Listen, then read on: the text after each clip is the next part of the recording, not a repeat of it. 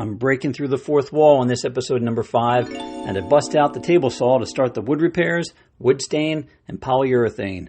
No, this isn't an episode of This Old House. It's Wilson the VW bus. Stay with us.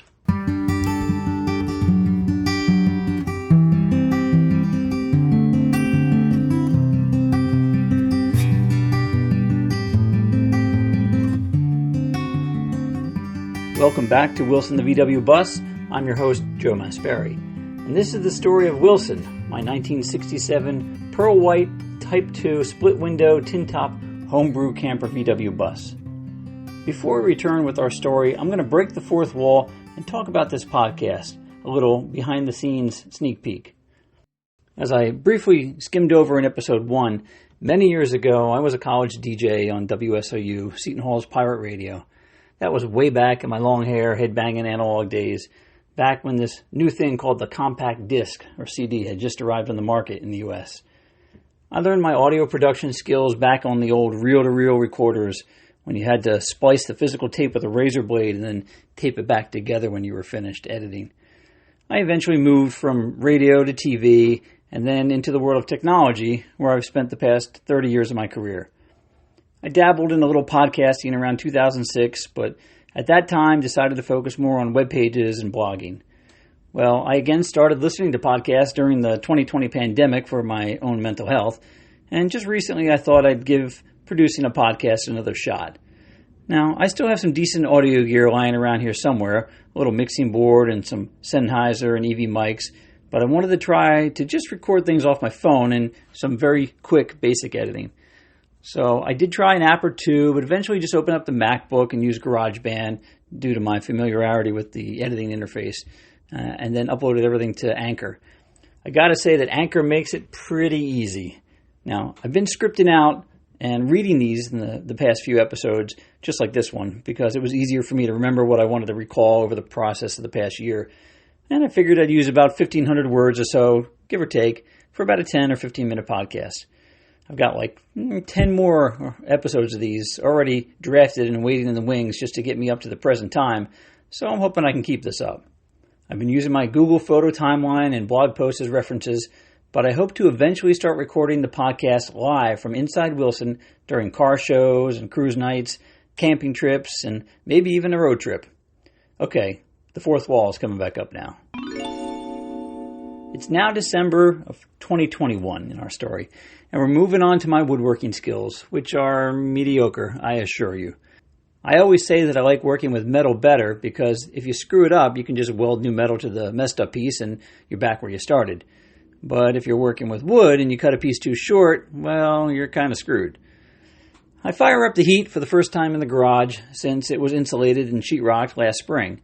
It's nice and toasty, so I go up in the attic of the house and pull down all the VW bus interior pieces that I put up there when I got the bus 6 months ago, including the rock and roll rear seat and the jump seat, which is the single seat that faces backwards and is mounted right behind the driver's seat.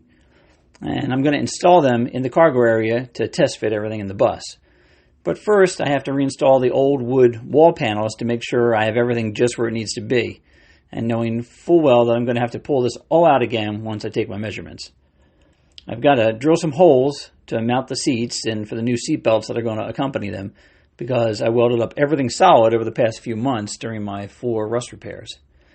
I think the floor looks great. It's all covered with its new flat gray paint. However, I've chosen to put vinyl plank flooring in to go over the cargo area. First, I install a little bit of foam insulation in the lower valleys of the corrugated metal floor to ensure a nice level surface, and then the vinyl plank floor pieces just snap right in.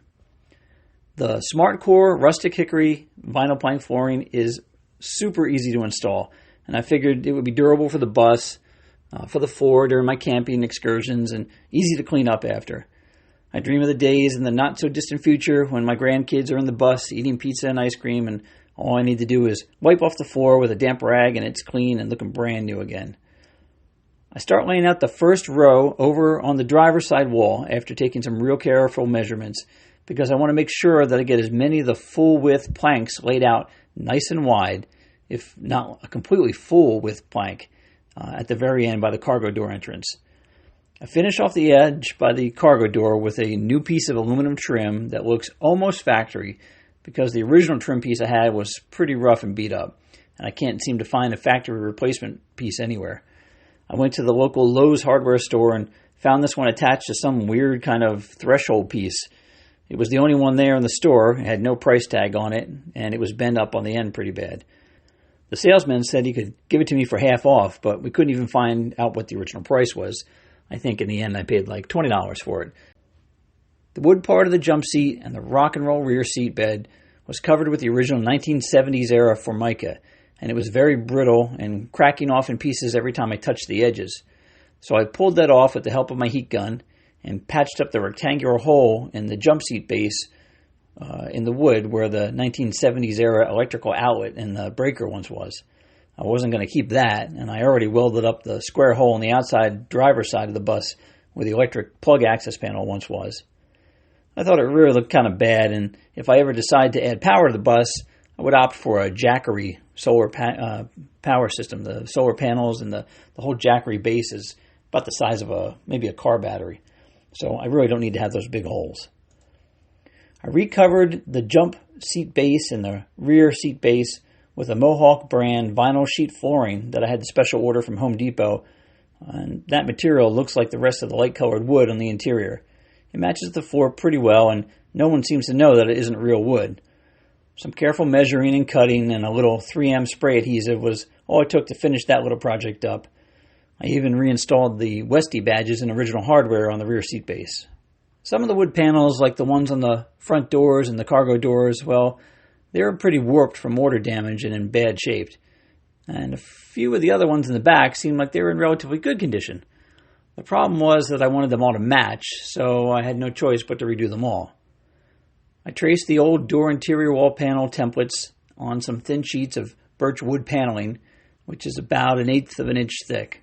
The sheets are not too expensive, and I purchased enough to make 2 front door panels, the liftgate panel, 2 cargo door panels, and 2 large panels for the rest of the cargo interior area.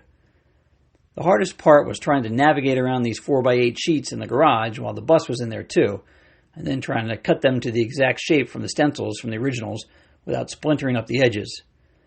I was careful, and in the end, I liked the results. I next tried out 3 or 4 different stain colors with 1 and 2 and 3 coats on a test scrap piece of different stains, but in the end I decided not to use any stain at all because the natural wood color was the closest match when I protected it with the poly. All the wood panels on the doors and the walls and any exposed wood on the jump seat and the rear seat bed got 3 coats of polyurethane to protect it inside and out, top and bottom. I used a couple of foam brushes so I didn't have any brush marks or any runs, but man, I got that stuff everywhere. I think that all the wood in the interior is looking awesome at this point, with the exception of the 6 gaping square holes that I still have where the windows need to be installed. And that's where we will pick this up next time. I'll see you then. Oh, and if you want to actually see pictures of the progress, you can head out to my Instagram at WilsonTheVWBus or check out my blog at southhillcustoms.blogspot.com.